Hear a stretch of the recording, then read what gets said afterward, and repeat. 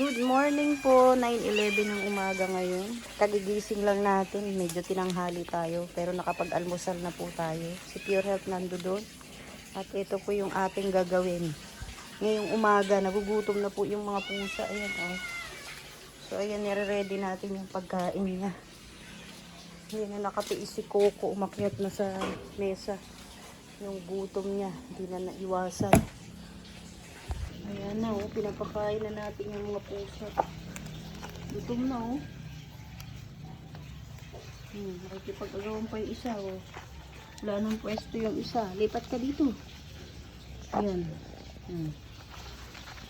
Tapos, ayan, nagsalang na po tayo ng sinaing para makakain si Pure Health at iinom ng gamot. Man yung ulam namin, iniinit ko na lang kasi kagabi niluto natin to, no? Ayan. Ayan, ribs po yan, no? Nilagang ribs. So, iniinit ko na lang kasi mainit ngayon. Baka kung mamaya pa natin iinitin ako, mapapaalis na po, no? So, ayan, ready na po yung aming pagkain. Kagabi pa po yan.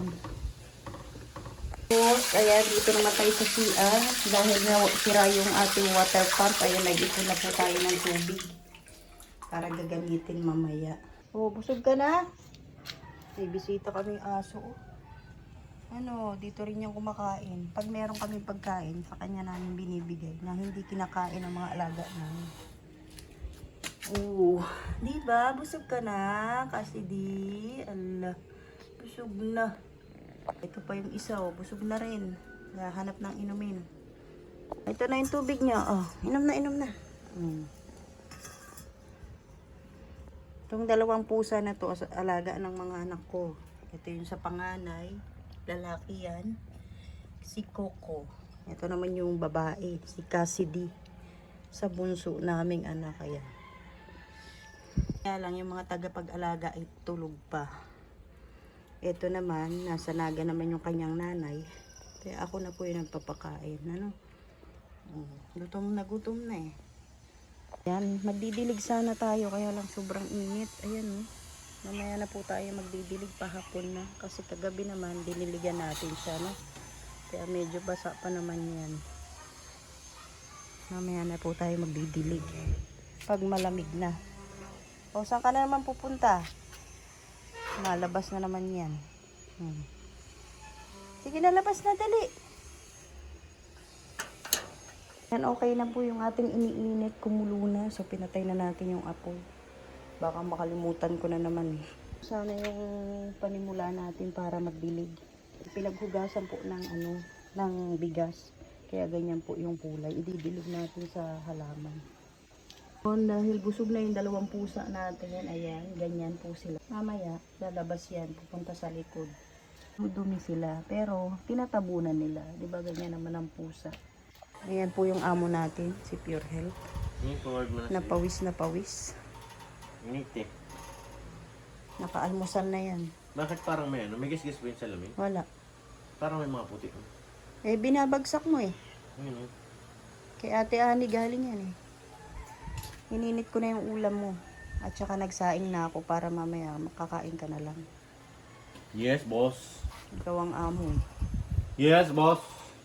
Tulog pa yung boss. Tulog pa, hinay-hinay. Ang pinaka-boss talaga namin yung maliit ang katawan. Si Mayuni. Abangan po natin yung kanyang pag-iising. Naku, ang hirap patulugin, pambihira yan. Kagabi, anong oras na eh. Pagdebati lang eh. Tawa lang ng tawa kahit di na namin alam ni Pure Health ko anong gagawin eh. Tawa lang ng tawa eh. Kinulong muna't lahat, wala. Bumabangon lang. Mamaya nandito po yan. Gising na ngayon, hindi na lumalabas. Sa kwarto lang. Hindi. Kasi pag gising yan, sumisigaw eh. Marinig mo na yan. Hindi ka maliligo? Mamaya. Init kasi oh. Sobrang init. Magdidilig sana ako. Hindi na ako nakadilig. Sobrang init na doon sa labas. Mamaya didiligan ko yung yung... Uulan na yun. Tapos yan, pag sobrang init, biglang didilim. Uulan sa ibang lugar. Yung kalat natin dito. Oh. Dapat maglinis tayo. Mga gamit po ni Mayuni yan. Grabe. Ito, gamit natin. Yung airbed. Ayun kay Mayuni. Ako, dami natin lilipitin, makalat. Anong kinalat nyong dalawa? So ngayon naman, paliliguan natin tong aso. Paliliguan natin kasi kamot ng kamot. Dami na namang garapata. Ito na po si Abby, pinaliguan na natin. Tumakbo. Pupunasan muna natin para matuyo. Hala, tingnan yung katawan nyo. Payat. May papapunas.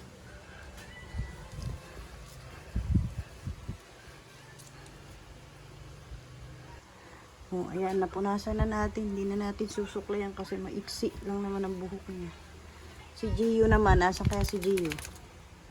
Ayan na, oh, nagtago si Gio, oh. Alam na maliligo, oh. Halika na, Gio, ligo na dito, dali. Ano, ayaw. Tinan mo, lumayo, oh. Halika na, ligo na, ligo. Ligo na. Ayaw maligo. Umad talaga ito maligo, eh. Halika na, Gio. Ligo na, dali. Ayan, lumapit. Nakailang takas si Gio, nahiningal akong bigat. Tumatakas eh. Ba't ka tumatakas? Papaliguan ka lang. So, dito natin siya sa CR, sa loob ng CR para di siya makalabas. Kasi ayaw niya maligo. So, ngayon, sabunan na natin siya. Tapos, sinasabon natin, tapos binabrush natin yung katawan para matanggal yung kate. So, ayan na. Napaliguan na natin si Gio. Tingnan nyo, oh, yung balat. Yung mga pinagkapitan ng kuto. Ayan, namumula, nagdudugo. Ang hirap niya paliguan. So, ayan, tapos na. Medyo nanginginig-nginig na. Natagalan tayo paligo kasi ang daming kuto. Naglaglagan, brenash natin eh, no? Meron ako nakuha ang laki-laki. Naku. Sa pagitan po ng mga paa niya, meron. Ito, hindi ko alam kung meron dito eh. Oh, ayaw niya ipahawak. Ayan, pupunasan na lang po natin ng tuwalya. Si Gio nagagalit na. Oh. Sobrang hirap nito paliguan eh. Pero ayan, okay na. Kahit paano natanggalan natin ang mga garapata. So ayan na, malinis na si Gio. Wala na po siyang mga muta. At natuyo na rin natin siya, napunasan na ng tuwalya. Pwede na siyang lumabas. Baso na lang natira. Tapos na kami kumain. Uminom na rin si Pierre ng gamot. Dito kami sa labas kumain, malamig.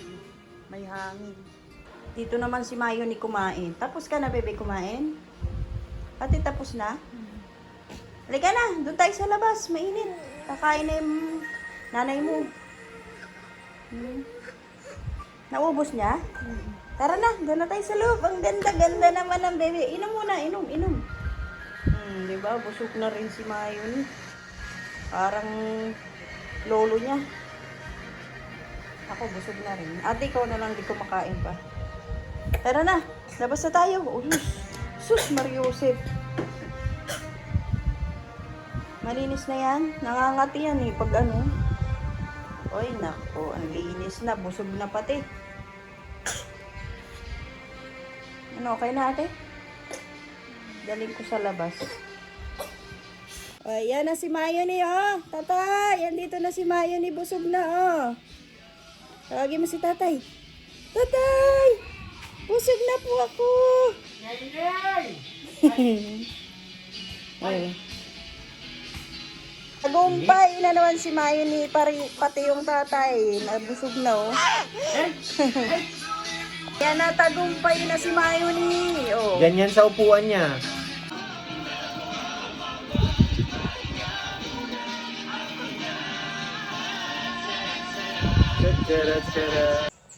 Ayan na, oh, busog na sila kaya ang sarap ng tulog. Isa naman nandito, ayan oh. Mga busog na po kami dito, mga hayop, pati rin ng mga tao. Kaya pahinga naman. 11:27 na po ng umaga. Sobrang init po. Oh, Mayoni, tuwan-tuwa ka. Oh. Buti hindi babagsak yung duyan dyan.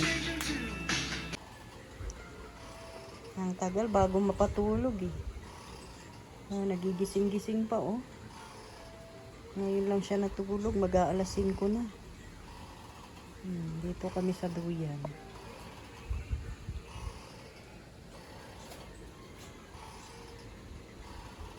Ayan, magandang hapon po. Alas 6 ng hapon ngayon. Nandito tayo sa sentro. Alam nyo ba kung bakit tayo nandito? Nandito ko kasi naglilihi na naman si Pure Health. Gusto na naman daw ng suman. Nandito tayo sa palengke. Hinahanap-hanap niya na yung suman. Yun yung pinabili niya na biko dapat ang pinabibili niya, kaso na mali yung nabili ko. Pero ngayon favorite niya na yung nabili ko. May mga tuyo bilad. Ito namang gulay. May dilis, ito naman prutas. Ang dami nagtitinda, ang daming paninda. Ayan puro ukay-ukay dito. 20 pesos lang. Short 30 pesos. Maganda pa to. Ito binili natin dilis. Binilad na dilis. 10 1/4. Magkano mangga? Oy, 100 mangga. Okay. Doon tayo sa may bilihan ng suman. Dito po tayo nabili ng kakanin, kaya lang wala na. Hindi na natin naabutan si ate yung nagtitinda ng suman. Puro mais na lang po binabili. Ayan, uuwi tayong luhaan dahil wala na pong nagtitinda ng kakanin. Sasara na po ang mga tindahan dito. Nakaubos na yata agad si nanay, kaya wala na. Ayan sakado na. Ilan na lang ang mga nakabukas. Aga silang nagsasara dito Kaya magsi 7 o'clock na po. Nandito na po kami ni Pure Health sa bahay. Umuwi kaming luhaan kasi wala na pong kakanin dahil hapon na. At maganda raw bumili ng kakanin sa umaga. Pag ganung oras na daw po, pag pahapon na po ay panis na raw po ang mga kakanin. Kaya wala na po tayong mabibili. So ito na lang po yung nabili natin. Ayan. At ito po yung iluluto natin. Wala tayong ulam, kaya ito na lang daw ang iluluto natin. Bilad. Binilad na dilis. At saka syempre bumili tayo ng mangga. Ayan, nagtataas na po ang mangga ngayon. Pero bumili tayo ng mangga. Para pang partner sa ulam natin. Ang kulit mo, Coco. Kung ano nang ginagawa mo. Napagod ka na. Kulit-kulit ni Coco. Lahat na sila nasa upuan. Magluluto na ako? Yung iluluto natin, napapartneran natin ng binilad na dilis. So, ito po, magpapakbit tayo. Magluto na raw tayo. Nagugutom na yung amo ko. Gugutom na si Pure Health. Kulit ni Coco, Makit na naman, Ayan na po yung ating pakbit. Konti na lang maluluto na. Tapos magpiprito na po tayo ng daing na isda.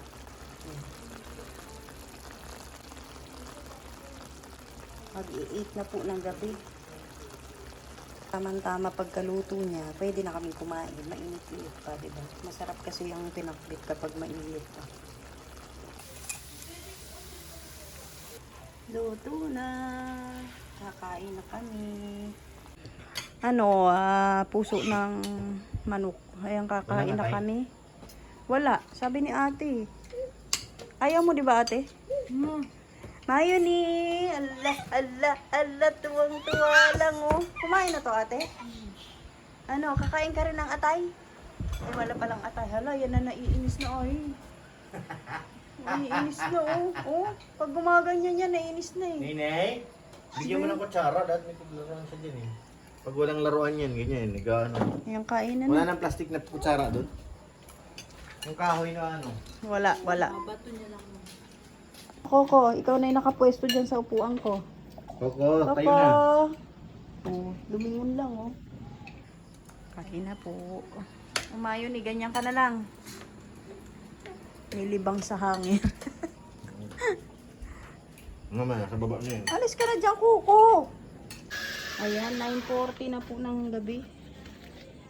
Bago tayo matulog, ayan, pinakain muna natin yung mga alaga natin.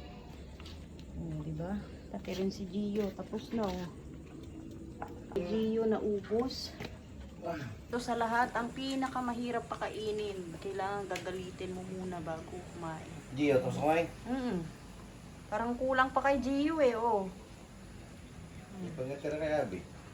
Nakakain. Ano, papasok na tayo sa loob.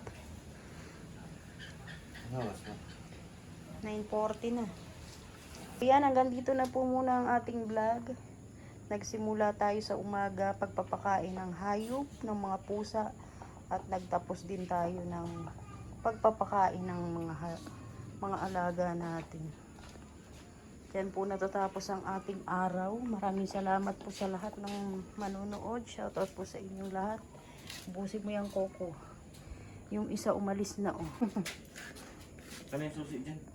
Ayan na, maglalak na po si Pure Health ng gate at papasok na po kami sa kwarto, matutulog na kami. Itong pinakamahirap kainin si Abby, tapos siya rin ang pinakamatapang sa lahat. Gusto niya lahat ng atensyon ay nasa kanya. Ayan. Ito yung kay Gio, naubos, binalik-balikan. Ayan, pag may lalapit sa pagkain niya, nagagalit siya. Oh. Bihira yung isda ang dinala. Ayaw ng manok.